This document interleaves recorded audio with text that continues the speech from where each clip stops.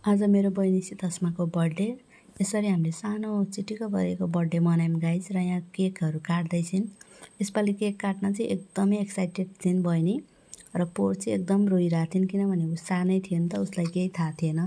एकदमै केक काटिदिँदा पनि रोएर कस्तो कफी खानु गर्दैन थियो। योपालि चाहिँ एकदमै आफैले बर्थडे मनाउँछु, केक काट्छु भनेर उसको डिमान्ड आएको हुनाले हामीले बर्थडे मनाइदियौँ। किनभने पोहोर रोथे, यसपालि पनि नमान्लिन् भनेर हामी प्लानै केही थिएन। काठमाडौँदेखि उसको सानो मामाले यो सबै केकहरू पठाइदिनु भयो र हामीले पनि म र मेरो भाइ गएर केक ल्याएर हल्का डेकोरेसन गरेर मात्र हामीले नानीको खुसीको लागि हामीले बर्थडे मनायौँ। नानी केक काट्दैछिन्, साइडमा उसको मम्मीले खाऊ नानी राम्रोसँग काट भनेर पनि भन्दै हुनुहुन्छ है। र साइडमा उसको दादा छ र एकदमै रमाइलो भयो। बहिनी एकदम खुसी थिइन्, आज बर्थडे भनेर एकदमै खुसी थिइन्। दादा हेर्न सक्नुहुन्छ, मोबाइल चलाइरहेछ। मम्मीले पनि केक काट भन्नुभयो। हाम्रो डेकोरेसन चाहिँ यति मात्रै थियो, खासै डेकोरेसन गरेको थिएनौँ हामीले। बाहिर एकदमै हावाहुरी पनि चलिरहेको थियो, आज मौसमै ठिक थिएन। र उसले फर्स्टमा चाहिँ मलाई केक खुवाइन्, त्यसपछि उसले दादालाई केक खुवाइन्, त्यसपछि मम्मी बाबालाई खुवाइन्। हामी भनेपछि एकदमै हुरुक्कै हो सीतास्मा। दिदी र दादा भनेको त उसको मुटुको टुक्रा जस्तै हुन् के। हामीलाई देखिनन् भने कहाँ गयो भन्दै खोज्ने, त्यस्तो बिहेभ छ मेरो सीतास्मा बहिनीको। र थोरै फोटोसुटहरू गऱ्यौँ हामीले हल्का, र एकदमै हल्का फोटो मात्रै खिच्यौँ, त्यस्तो उयो पनि गरिनौँ। र गर्मी थियो, भाइलाई आइज फोटो खिच्न भनेको, ऊ सुतेर बसेको थियो। एकदमै गर्मी भएको कारणले गर्दा पुरै पसिना आइसकेको थियो। देख्न सक्नुहुन्छ भिडियोमा हजुरहरूले पनि। सीतास्मा अझै पनि केक काटिराखेकी छिन्। दादाको पारा त्यस्तो छ।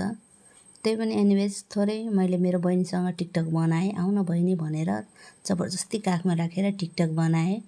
र बहिनीले सँग टिकटक बनाइसकेपछि बल्ल आउँछ मेरो माइती सागर, जस्ट मेरो भाइ। उसले पनि सुतेर बसेको थियो, अल्छी एकदमै।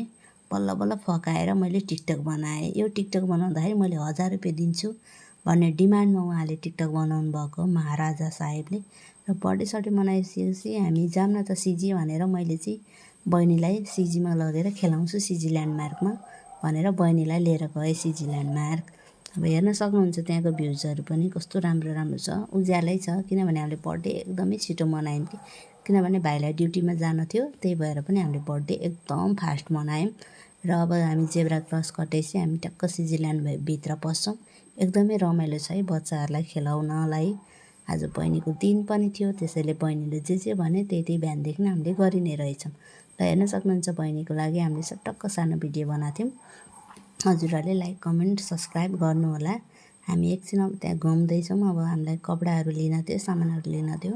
सो बहिनीलाई यसो घुमाउँदै थिएँ के मनपर्छ बहिनीलाई भनेर। अब अगाडि हिँडिराखेकी छिन्, देख्न सक्नुहुन्छ कस्तो मजाले। ऊ एकदम ह्याप्पी छ आज।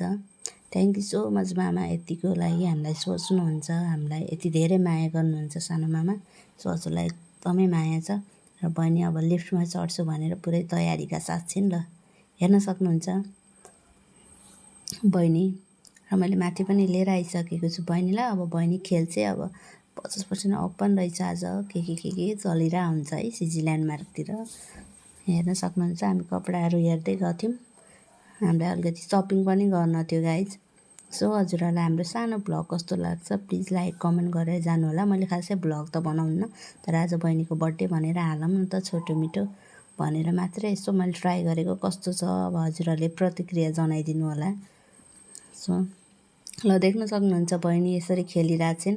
उसलाई बल भनेपछि एकदम मनपर्छ, खालि आएपछि यही खेल्ने हो उनले। ट्याक्क लाएर खेलिरहेकी छिन्।